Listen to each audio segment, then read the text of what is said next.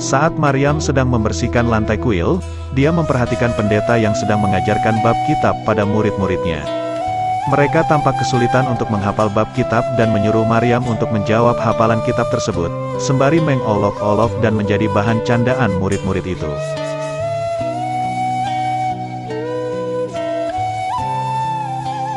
Tak disangka, semua bab kitab tersebut ia jawab dengan baik.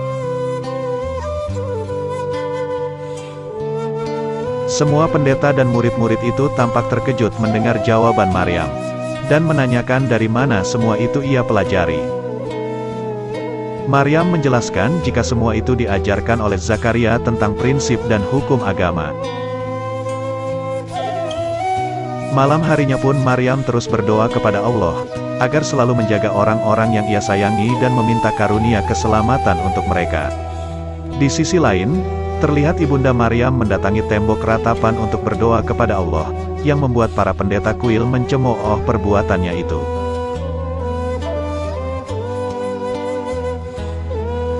Sehari menjelang perayaan hari suci Bani Israel, Maryam menjelaskan kepada sepupunya Yusuf, bahwa dupa suci akan dibakar di kuil pada hari itu. Maryam lalu menjelaskan tentang ruang Quds yang ada di kuil. Dahulu lempengan-lempengan harta Nabi Musa disimpan di Quds, dan pada hari raya itu para pendeta membersihkannya dari debu dan mengharumkannya dengan dupa. Namun mereka hanya bisa melihatnya acara besar tersebut dari kejauhan.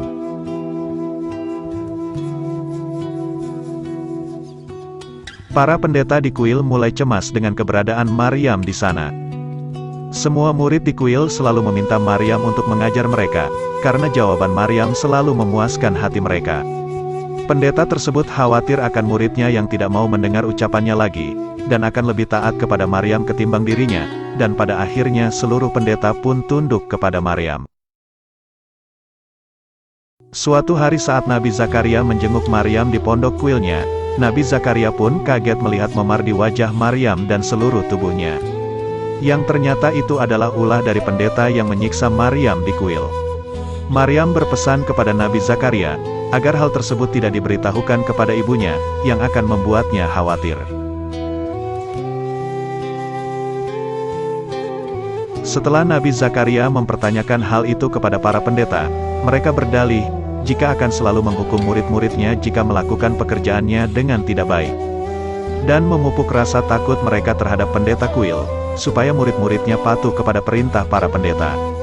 Setiap murid harus merasakan kepedihan, amarah, dan kebencian, untuk menyadarkan manusia agar tetap bisa menjalani hidup.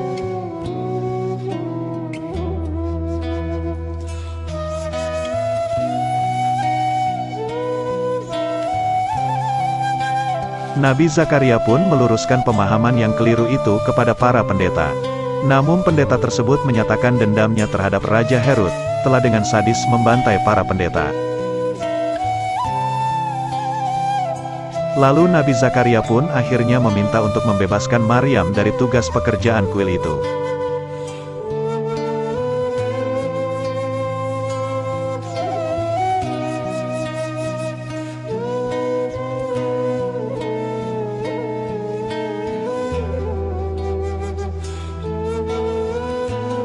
Tak berselang lama setelah itu, diperlihatkan Ibunda Maryam yang sedang sakit, karena selalu memikirkan dan menahan rindu terhadap anaknya. Hingga ia pun pergi ke kuil untuk melihat anaknya dari kejauhan.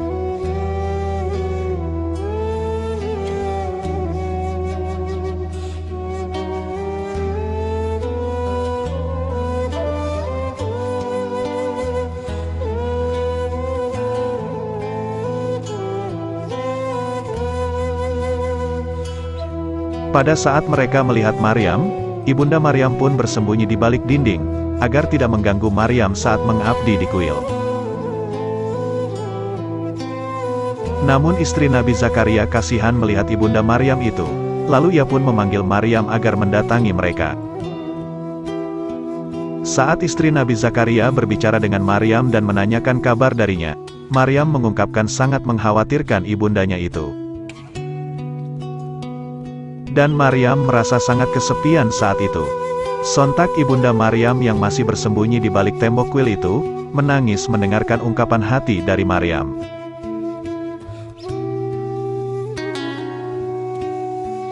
Dan mengatakan jika dia telah tenang bisa melihat dan mendengar suara Maryam, dan hal tersebut menjadi obat penawar bagi sakitnya itu.